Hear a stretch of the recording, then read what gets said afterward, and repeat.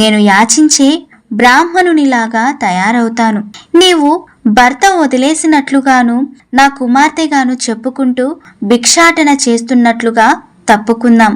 పొట్లాలకు చుట్టిన దారాలన్నీ పారేయకుండా ఉంచు, జంధ్యపు పొగాకు పనికొస్తాయి అని నవ్వుతూ నా వంక చూశారు.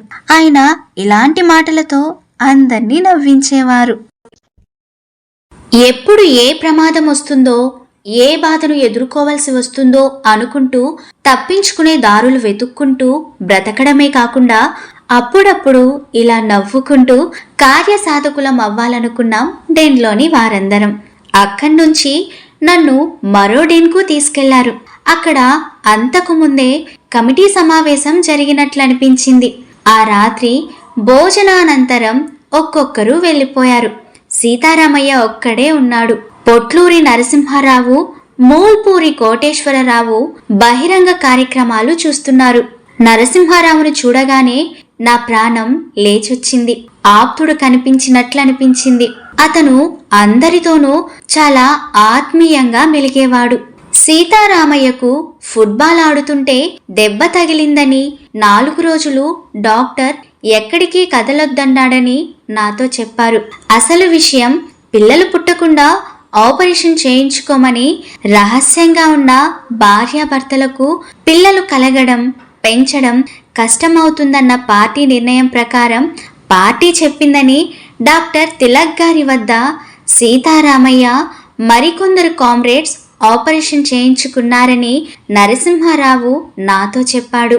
బయటి వాళ్లతో తన బావగారికి ఫుట్బాల్ ఆడుతుంటే దెబ్బ తగిలిందని, మంచం మీదున్నాడని, బావను చూసుకునేందుకు అక్క వచ్చిందని చెప్పాడు. ఆ డెన్లోకి ముఖ్యులనుకునే కామ్రేడ్స్ వస్తూ పోతూ ఉండేవారు. వారిలో లక్ష్మీ పెరుమాళ్ళు గారు ఒకరు.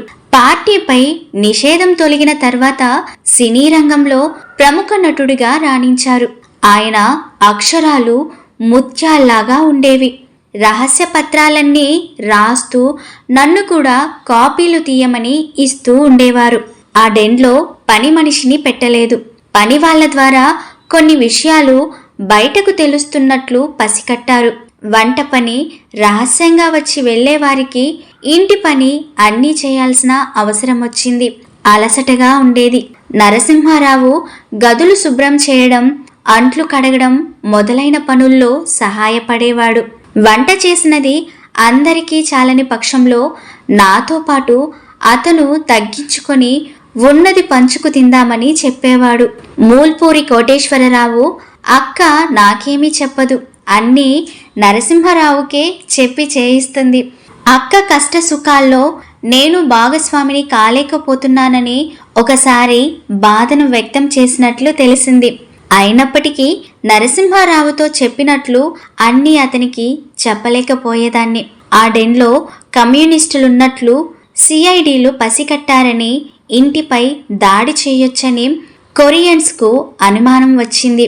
వెంటనే పోలీసులు కంటపడితే ప్రమాదమనుకున్న కాగితాలను లేవలేని సీతారామయ్యను ఆ రాత్రి ఎక్కడికో తీసుకెళ్లారు.